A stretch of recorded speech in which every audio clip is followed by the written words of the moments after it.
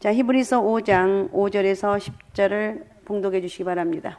또한 이와 같이 그리스도께서 대제사장 대신도 스스로 영광을 취하심이 아니요 오직 말씀하시니가 그에게 이르시되 너는 내 아들이니 내가 오늘 너를 낳았다 하셨고 또한 이와 같이 다른 데에 말씀하시되 내가 영원히 멜기세덱의 반차를 따르는 제사장이라 하셨으니 그는 육체에 계실 때 자기를 죽음에서 능히 구하실 이에게 심한 통곡과 눈물로 간구와 소원을 올렸고 그의 경건하심으로 말미암아 들으심을 얻었느니라.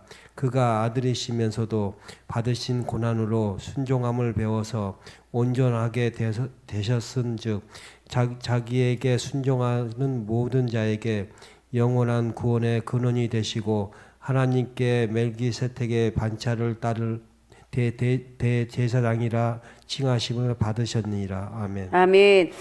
오늘은 순종의 길을 걷는 사람입니다. 은혜로 저희들 다카마스 선교여행 잘 갔다 왔습니다. 기도해 주셔서 감사하고 여러 가지로 감사합니다. 모든 것이 하나님의 은혜입니다. 순종의 길을 걷는 사람인 순종의 길을 걷는 사람이라는 제목인데, 순종이라고 하는 것은 어떤 것을 의미하는가? 하나님 말씀과 그 뜻에 복종하는 것을 의미합니다. 예수님이 대제사장이 되었다는 사실을 히브리서 5장 1절부터 10절까지 해서 설명하고 있는데, 그러면 대제사장이라는 직책은 무엇인가?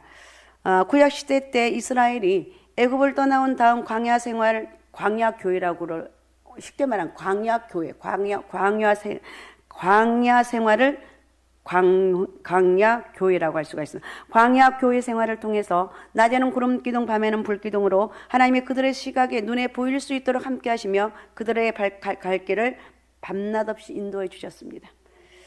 그리고 모세라고 하는 하나님의 사역자를 하나님과 이스라엘 사이에 세우셨습니다. 그리고 그 백성들이 광야교회 생활을 하면서도 죄를 짓기 때문에 제 문제 때문에 계속해서 하나님 앞에 회개함으로 용서받을 수 있는 대책을 허락하시고 그 대책을 집행할 수 있는 사람을 제사장으로 세우셨습니다. 하나님 앞에 죄를 지은 사람들은 그 죄를 심판하기 전에 회개하고 용서받기 원해서 자신이 생각하는 죄와의 비중에 따라 소나 양, 염소, 비둘기를 준비해서 제사장에 갖다 바치고 자기 죄를 자백했습니다. 그러면 제사장은 에봇을 입고 가슴 흉배에다가 지금 죄를 용서받기 원하는 사람의 이름을 적고 그 밑에 그 사람이 용서받기 원하는 제목을 쓰게 되어 있습니다.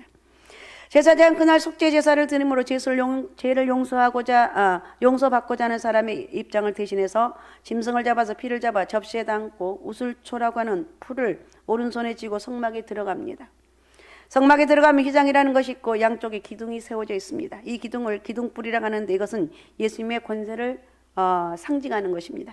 그 기둥과 기둥 사이에는 떡상이 있는데 그곳에 진설병이 놓여 있고 그것은 생명의 떡인 예수 그리스도를 진설병은 상징합니다. 그리고 양쪽에 휘장이 가려지고 진설병이 있는 부분만 보이게 되어 있고 그 바로 안쪽에 지성소와 성소를 가로막는 휘장이 있습니다. 그런데 그 휘장에 짐승의 피를 찍어서 뿌립니다. 피를 뿌리면서 흉배에 적힌 이름과 제목을 하나님 앞에 보고를 드리며 짐승의 피로 인해서 임시적으로 심판을 보류하기 위해서 심판을 보류하기 위한 효과로 속죄 제사를 드리겠습니다. 이처럼 제사장의 역할은 양떼 입장을 대신하는 모습으로 하나님 앞에 세우셨습니다. 제사장의 역할이 중요한 것은 자기가 영적인 소망을 하나님 앞에서 구원 얻게 해줄 수 있기 때문에 제사장 직분을 감당해야 하는 것입니다. 그리고 앞으로 오실 영원토록 대제사장이 되실 예수 그리스도의 임무와 역할을 대행하는 그런 입장이었습니다. 그러나 불행하게도 그 제사장도 죄를 지을 수 있는 인간이라는 거예요. 그죠? 이 세상에는 의인은 하나도 없고 하나도 없습니다. 결국 자기를 위한 속죄제를 드려야 하는 모순된 제사장들이었다는 것입니다. 예수님이 십자가에 못 박혀 피 흘리고 죽음 당하신 이후부터 이스라엘 백성들이 하나님 앞에 자기 죄를 용서받기 위해서 짐승을 사다가 피를 흘려서 속죄제를 드려달라고 제사장이 부탁할 이유가 없게 된 것은 예수님이 영원한 대제사장이 되셨기 때문입니다. 할렐루야. 그래서 우리는 예수님을 믿기 때문에 아무 생각 없이 교회 나와서 예배드립니다. 그러게 예배나서 하나님, 내가 지난 5일 동안도 죄를 지었습니다. 내가 평생 이렇게 죄를 짓고 사는데 용서해 주세요. 이러면 돼요. 이 회개가 사실은 가장 큰 능력입니다. 회개와 순종 가장 큰 능력인 것 같아요. 예수 믿는 사람에게. 예수님이 영원한 대속의 희생양으로 자신이 흘리신 피로 아버지께서 택하시고 예수님께 맡긴 자기 양떼들의 죄를 속죄받을 수 있도록 하셨어요. 그렇기 때문에 예수님을 대신해서 제사장 노릇을 했던 사람들의 임무는 이제 끝나버렸고 단번에 자기 피로 영원한 속죄를 이루셨습니다. 예수 그리스도의 피의 이름만 믿으면 구원함을 얻습니다.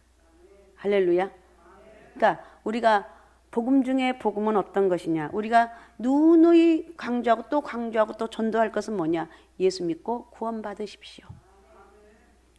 어떤 것도 이 구원의 역사를 대신할 수가 없어요. 우리 예수 믿고 구원 받는 것 최고의 능력입니다. 일본에 가서 제가 예배를 드리는데 갑자기 그 일본 목사님이 우리 교회도 한번 오셨죠. 설교하시는데 쭉 이렇게 많이 준비해 오셔서 하시더라고요. 근데 제 마음에 딱 온 게 그렇지. 세상에 모든 것들이 다 있어도 예수의 피밖에 없어. 가장 중요한 건 예수 구원이야, 구원. 내 스스로가 혼자 중얼거리 설교를 들으면서 예배를 드리면서 그렇지. 우리가 지원해야 될 것은 구원을 전하는 거야. 구원 안에 모든 것이 있어. 예수 믿고 내가 영원히 기도하고 내 영혼이 평안함을 누리게 되면 모든 어둠이 물러가고 하나님 은혜가 있다는 것. 그래서 가장 중요한 것은 예수 믿고 구원받는 것이다. 할렐루야. 여러분도 믿습니까? 가장 중요한 것은 예수 믿고 구원받는 거예요. 우리가 또 오늘 말씀을 통해서 또 한번 살펴볼 것은 어떤 것인가. 자, 미국 어느 지방 교도소에 두 죄수가 수감되어 있었는데 그 방벽에는 작은 창문이 있었고 창문 바깥쪽에는 하수구에서 나오는 하수처리 도랑이 흐르고 있었고 그 도랑 너머에는 푸른 초원이 펼쳐져 있었습니다. 잘 들으십시오. 한 죄수는 날마다 창밖에 흐르는 냄새나는 하수처리 도랑을 바라보며 울분을 터뜨리고 한숨을 쉬었고 다른 죄수는 날마다 푸른 초원을 바라보면서 추록 후의 삶을 설계하며 시간을 보냈습니다. 형기를 마치고 두 사람이 함께 석방이 되었습니다. 날마다 냄새나는 도랑만 바라보던 사람은 다시 죄를 짓고 교도소로 되돌아갔고 푸른 초원을 바라보던 사람은 훌륭한 사업가가 되었습니다. 새겨보아야 될, 들어야 될 이야기인 것 같습니다. 무엇을 바라보느냐, 누구에게 소망을 두느냐에 따라서 그 사람의 일생 결정되고 장래가 좌우되는 거예요. 그래서 우리는 예수 그리스도를 믿고 그 예수 그리스도의 보혈의 능력으로 내가 구원받았다는 것, 예수 그리스도의 보혈의 그 능력으로 내가 구원받았다는 이 사실이 얼마나 엄청난 특권인지를 우리는 이것을 고백해야 돼요. 그래서 오늘 여러분 기도하면서 예배 드리면서 나를 구원하신 하나님 감사합니다. 나를 구원하시고 나를 하나님 여기까지 인도하신 하나님 감사합니다. 우리 가정에 여러 가지 문제가 있지만 이 문제를 반드시 해결해 주실 주님을 바라보면서 내가 오늘 또 감사하고 또 감사하고 또 감사합니다. 이렇게 고백하는 거예요. 하나님께 소망을 두는 사람의 특징은 현실 문제나 환경 때문에 조급하거나 절망하지 않습니다. 소망은 긍정적이며 미래적 사건이기 때문에 그렇습니다. 소망을 가진 사람은 오늘 때문에 절망하거나 삶을 포기하지 않아요. 인생을 즐겁게 긍정적으로 살아갑니다. 소망은 우리를 기쁘게 해주고 즐겁게 해주는 것. 아니, 그 말이 되는 소리예요. 난 지금 산더미처럼 쌓여있는 문제인데. 그러나 소망을 가지라는 것. 그리고 내 안에 예수 그리스도의 생명으로 채워지면, 성령으로 내 마음에 채워지면 문제는 산더미처럼 쌓여있을지라도 별로 걱정이 안 되는 것. 이게 하나님 은혜라는 것. 그러나 절망은 어떻습니까? 우리를 슬프게 하고 비참하게 만들고 패배자로 만듭니다. 하나님께 소망을 두고 하나님만 바라볼 수 있는 그런 영적인 은혜가 있으시기 바랍니다. 고난 혹은 고통을 통해서 망가지고 부서지고 깨지고 틀어지고 끝나는 것 같지만 그렇지 않고 이것이 바로 끝나지 않는다는 것. 이것이 바로 고난의 기적이라는 것. 병이 들었지만 그 병을 통해서 상처가 남고 온전하지 못한 것 같지만 오히려 그 병 때문에 온전한 사람이 됩니다. 사업에 망하고 재물을 잃었습니다. 상처가 남아서 고통스럽지만 그 소리 내서 끝나는 것이 아니라 오히려 고통을 통해서 온전케 되는데 이것이 바로 고난의 기적이라는 것.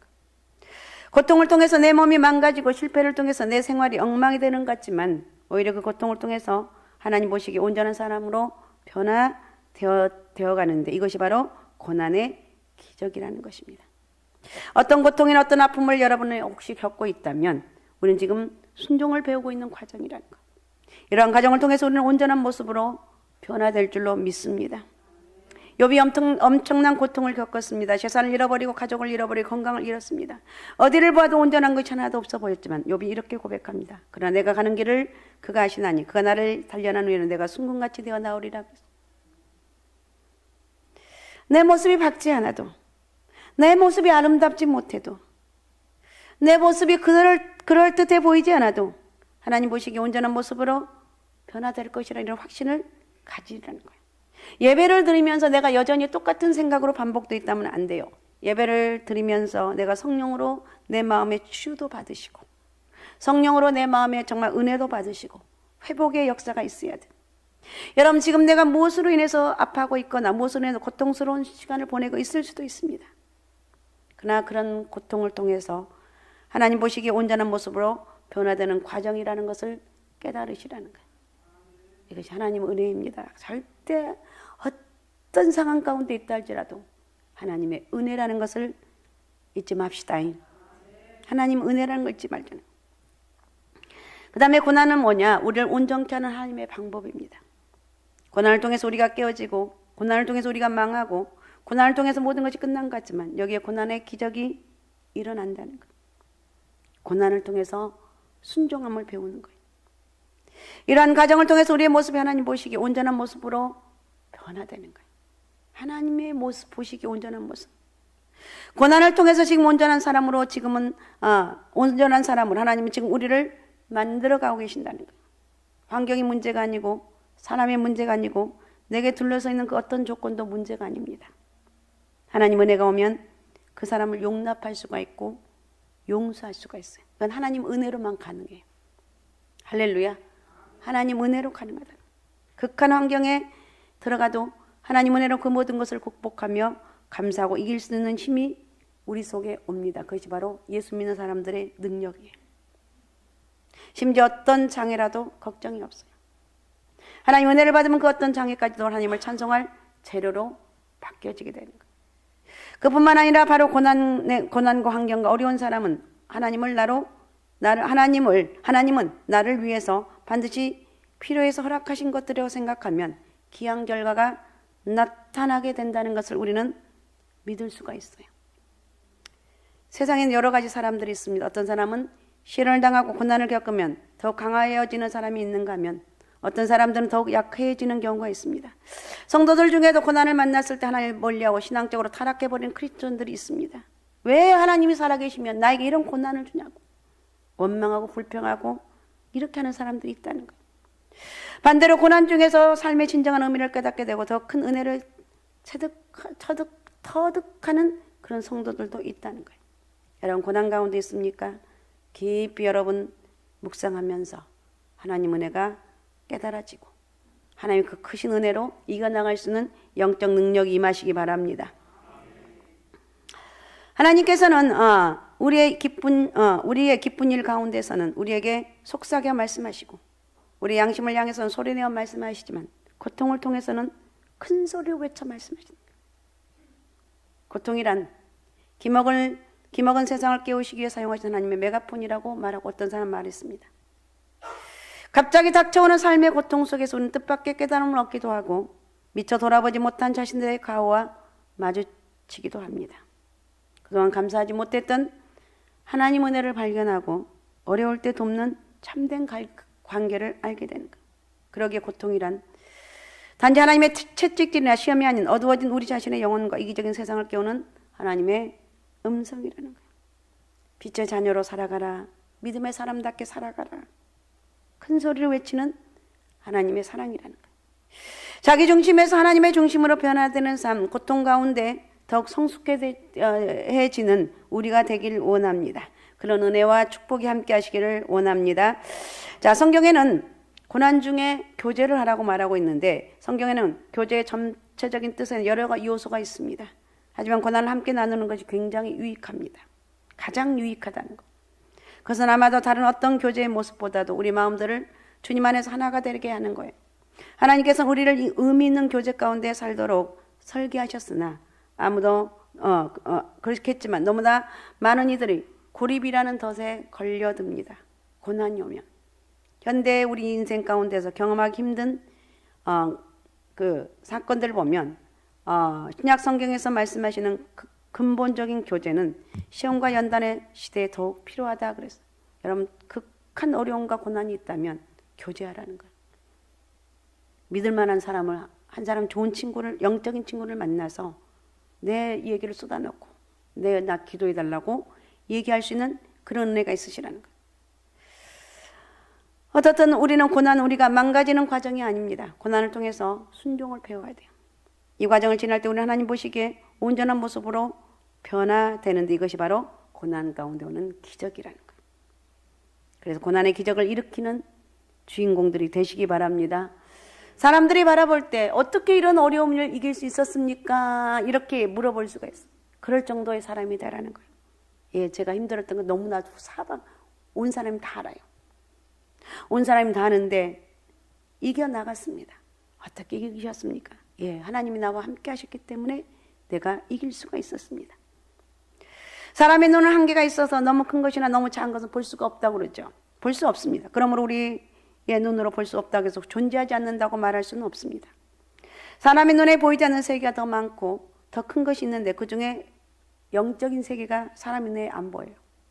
영적 세계는 사람의 눈에 보이지 않지만 분명히 존재하는 것이고 또한 놀라운 힘을 가지고 있는 신비한 세계라는 거예요. 믿음을 가진다고 하는 것은 우리가 이제까지 경험하지 못한 새롭고 놀라운 신비한 세계를 영의 눈과 영의 귀로 영적 세계를 보고 듣게 된다는 거예요. 하늘의 세계, 영적인 세계에 대해서 하나씩 알아가게 되는 것이 신앙이고 믿음인 것 같아요. 그죠? 예수 믿는다는 것은 그저 수양삼하는 것이나 교양을 쌓기 위해서 하는 것이 아니라 전혀 새로운 차원의 세계로 들어가는 것이고 보는 것이고 체험하는 거예요. 그러니까 우리 교회에 지금 이런 분들이 많이 있죠. 영적으로 하나님을 만나게 되니까 너무 기뻐하고 내가 내 자신의 죄악을 바라보니까 내가 어떻게 이렇게 살았는가 하나님께 얘기하고 그리고 내가 또 그 죄악으로 다시 넘어질까 봐 두려워할 건 없어요. 하나님 기도하는 그 두려움이 올 때마다 하나님 내가 또 넘어질까 두려움이 오는데 하나님 나를 지켜주시고 이 두려움을 이길 수 있는 영적 은혜를 허락해 주옵소서. 마귀는 얼마나 우리를 넘어뜨리려고 온갖 방법을 다 동원하는데 우리는 그 마귀를 이길 수 있는 유일한 길은 예수의 이름밖에 없습니다. 예수의 이름 명하노니 나에게 두려움을 두는 원수 마귀가 다 떠나갈지어다. 예수의 이름을 명하노니 나에게 가정에 우리 삶 가운데 문제가 되는 것들 다 떠나갈지어다. 날마다 선포하면서 하나님 은혜로 사는 거예요. 여러분 아픈데 안 아플 수가 없어. 아픈 것은 아픈 거예요. 하나님 나 아파요.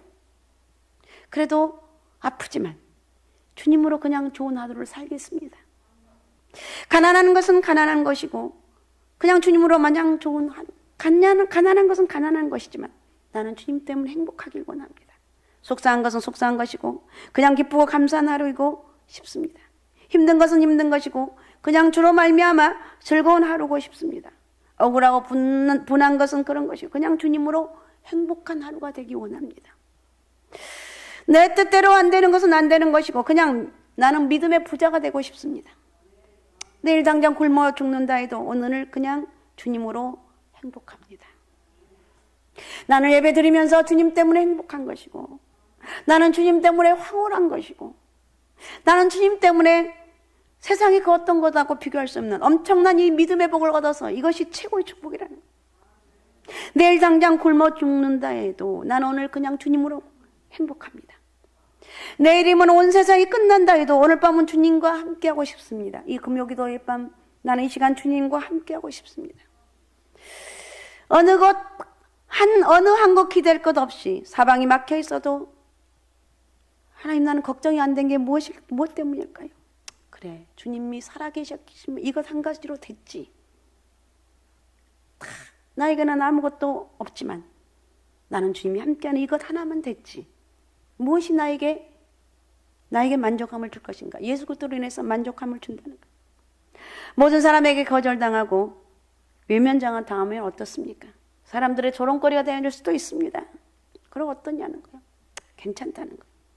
왕따가 되면 어때요? 괜찮아요. 너무 못 견디게 힘들지만 나는 그래도 괜찮아요.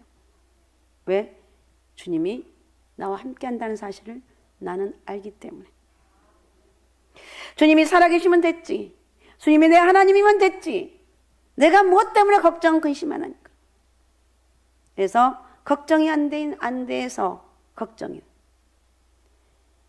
그런 은혜가 오늘, 정말 오늘부터 여러분에게 있으시기 바랍니다. 지금 걱정이 있어도 걱정이 안 돼야 돼요. 이게 하나님 은혜라는 거예요. 그 다음에 또 한 가지, 영적인 멀미를 극복하자. 이 한번 부분을 생각해 보겠습니다.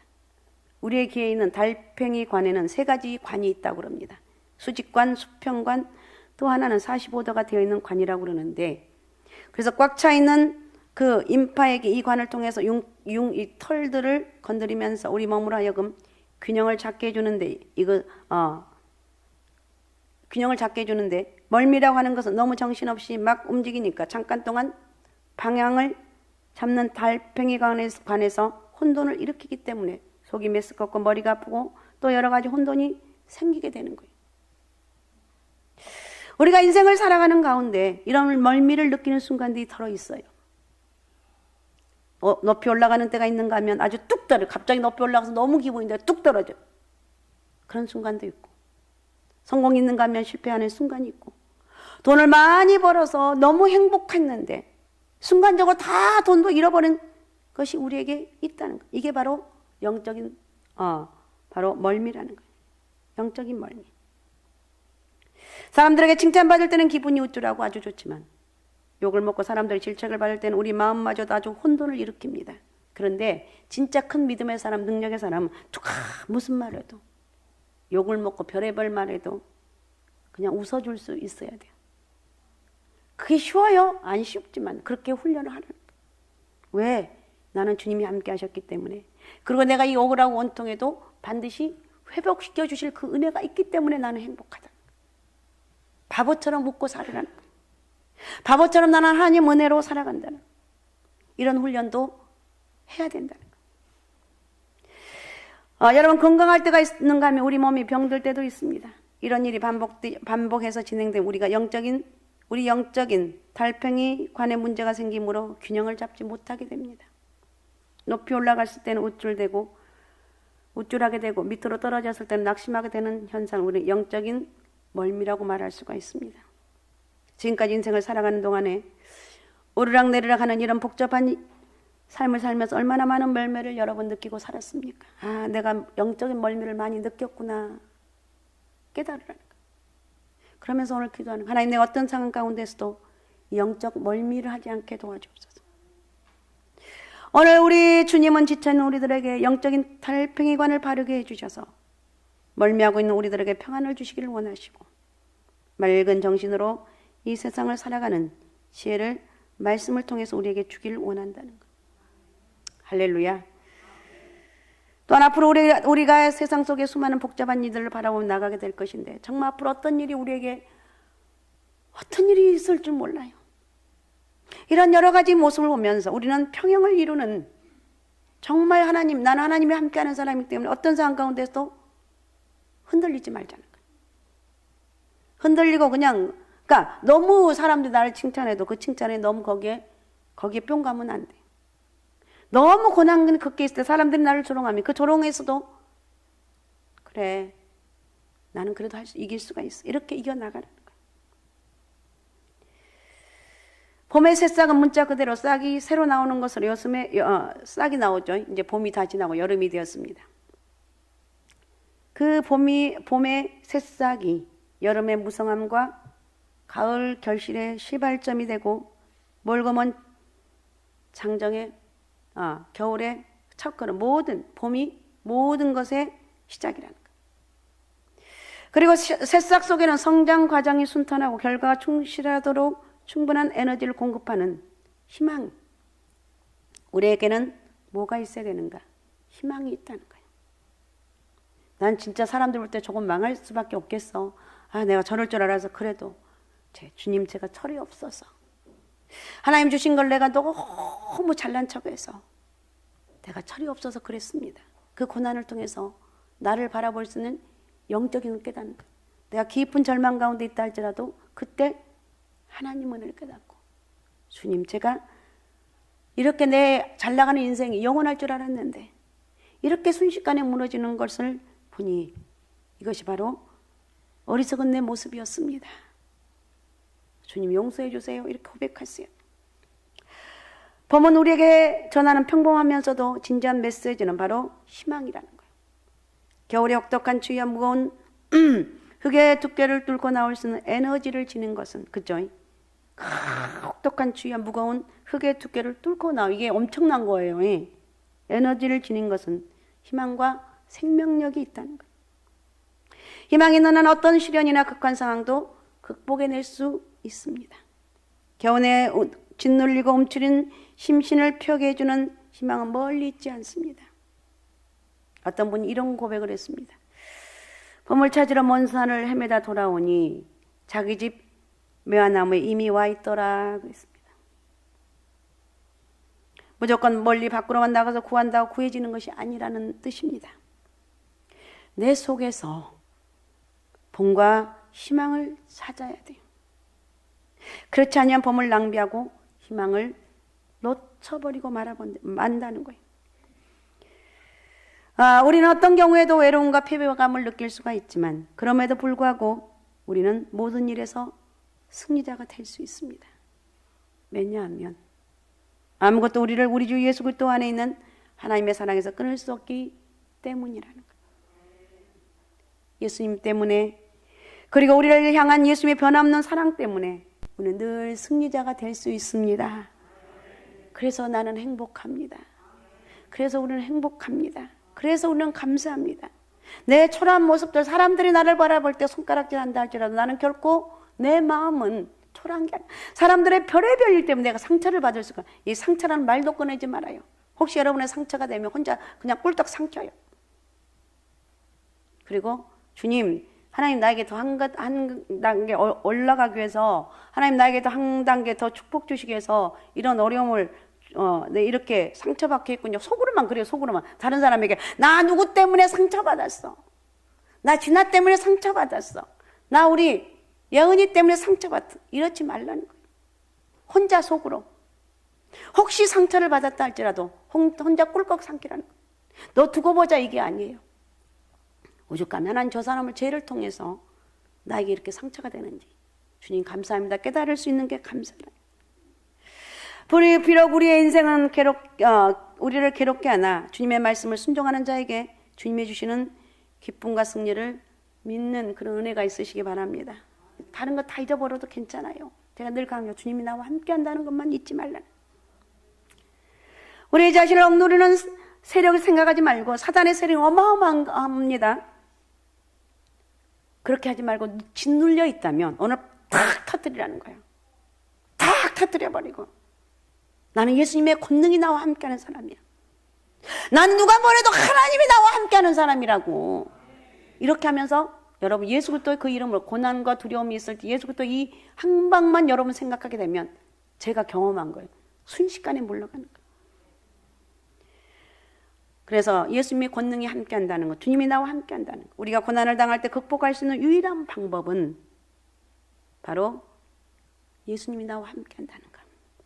그래서 예수님이 나와 함께 하셨기 때문에 그것을 이길 수 있는 힘이 뭐냐? 기도라는 게 이 엄청난 특권이 있어요. 기도하면서 내가 믿음의 그런 역사를 이루어 나가는 거예요.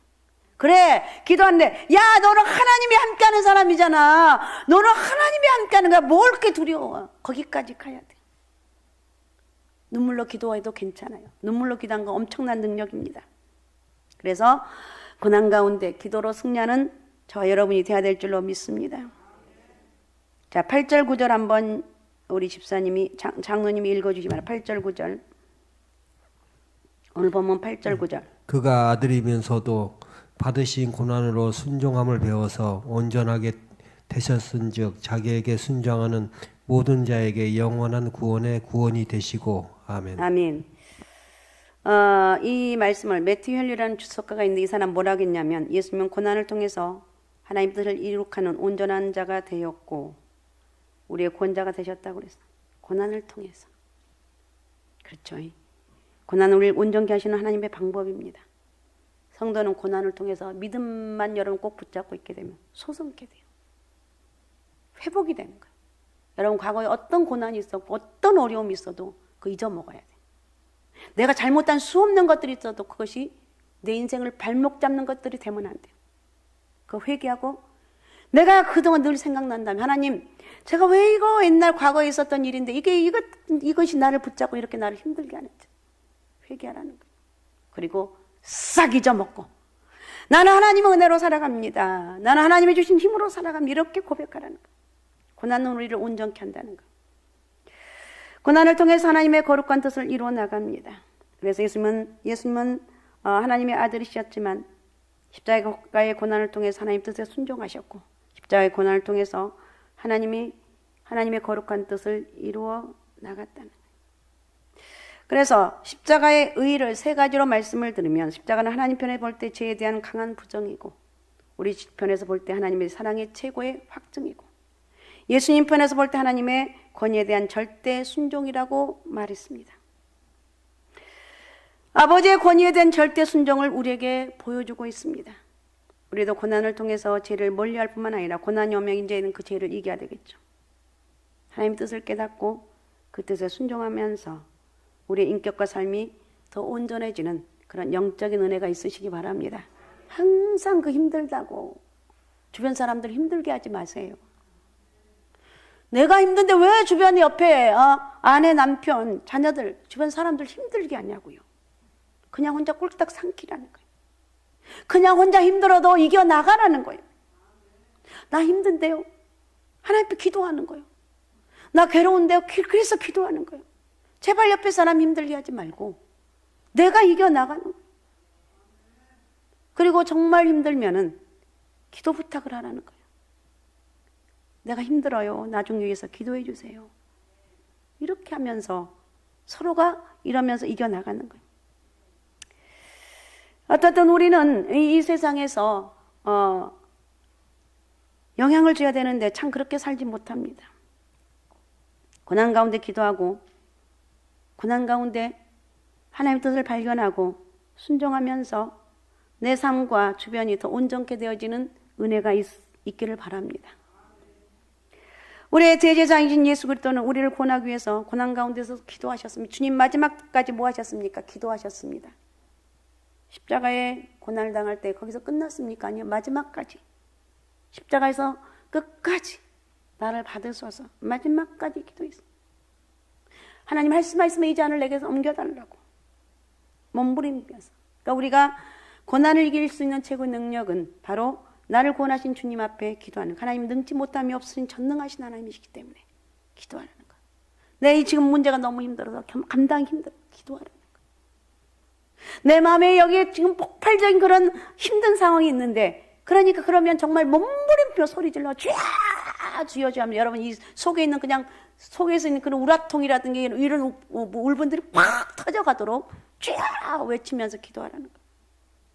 새벽에 가서 기도하든지 아니면 시간 될 때마다 와서 기도하든지. 난 집에서 물론 집에서 하는 것도 좋지만 교회에 와서 기도한 것만큼 큰 능력이 나타나지 않습니다. 오늘 우리도 고난당했거나 낙심하거나 흔들리지 말고 고난 가운데 있다면 고난을 기도로 축복으로 바꿔놓는 저와 여러분이 돼야 될 줄로 믿습니다. 고난을 이겨나가자는 거예요. 그리고 고난을 통해서 하나님의 뜻을 발견하고 그 뜻에 순종함으로 나의 삶과 추위가 더 온전케 되는 그런 역사가 있기를 바랍니다. 우리의 고통에는 하나님의 그러한 뜻이 배어 있습니다. 그건 결코 벌이 아닙니다. 하루하루 살아가는 모든 날들과 시간들이 만나는 사람 한 사람 부딪히는 사건 하나하나가 기쁜 일이든 어렵고 힘들고 고통, 왜 내가 저거 보면 안 되는데 내가 저 사람 보면 내 인생에 그냥 그러는데 그런 사람을 만날자. 이제는 그걸 바꾸라는 거야. 나는 너를 보니까 행복하다고. 나는 진아를 보니까 너무 행복하다고. 이렇게 하라는 거야. 그래서 여러분 힘들고 어려울 때 강대상을 통해서 선포되는 말씀들과 구원받는 하나님의 사람들과 만남과 대화를 통해서 영적인 감동들이 회복이 되시기 바라고 절망하고 힘들고 그런 어려운 위기 가운데 있을 때 회복의 은혜가 있다는 거예요. 그러니까 여러분 정말 힘들고 어려운데 누군가 도움이 필요한데도 그 도움 받을 사람이 없다면 기도 하나님 내가 누군가 믿고 좀 내 얘기를 해줄 수 하나님 물론 하나님도 기도하면 되는데 이것이 내가 안 채워지니까 누군가 내가 영적으로 같이 기도해 줄 수 있는 동역자 좀 만나게 해주세요. 그럼 신기하게 만나게 되는 거예요. 이게 바로 믿음이에요. 믿음은 이렇게 엄청난 능력을 이루어 나갈 수가 있다는 거예요. 자신에게 주어진 모든 상황을 여러분 하나님이 주신 상황이라고 고난도 이건 하나님 나를 만드는 것이라고 이렇게 하나님께 뜻에 맡기면서 기도하는 영적인 은혜와 능력이 오늘 저와 여러분에게 있으시기를 바랍니다. 그래서 모든 것이 하나님 뜻대로 일어난 일임을 알고 하나님 앞에 순종하는 것, 말씀 앞에 순종하는 것. 주어진 상황에 저항하지 말고 그냥 수용하는 것, 받아들이는 것. 그런 사람이 까다로운 내 모습이 바뀌고 부드러운 사람으로 바뀌어지는 거예요. 넉넉한 여벽이 느껴지고 조금은 바보같이 보이고 저 사람 왜 이렇게 맨날 웃는 거야? 저 사람 왜 그러는 거야? 하나님의 은혜를 입었기 때문에 가능하다는 거예요. 절대로 사람이 변화되는 것은 물론 뭐 여러 가지 훈련을 통해서 약간은 변화될 수 있지만 그 영혼의 진정한 기쁨이 없습니다. 하나님 만나는 것 최고의 기쁨이고 최고의 능력이라는 것을 잊지 마시기 바라고 믿음으로 승리합시다. 그리고 내가 만난 그 주님, 내가 만난 그 하나님 만난 기분을 전할 수 있는 그런 놀라운 은혜와 축복이 오늘 저와 여러분 가운데 있어야 될 줄로 믿습니다. 오직 예수, 오직 믿음, 오직 성령 충만함으로 하나님 은혜가 함께 하시기를 여러분 기도합니다. 할렐루야. 자, 기도문은 같이 선포합니다. 기도문.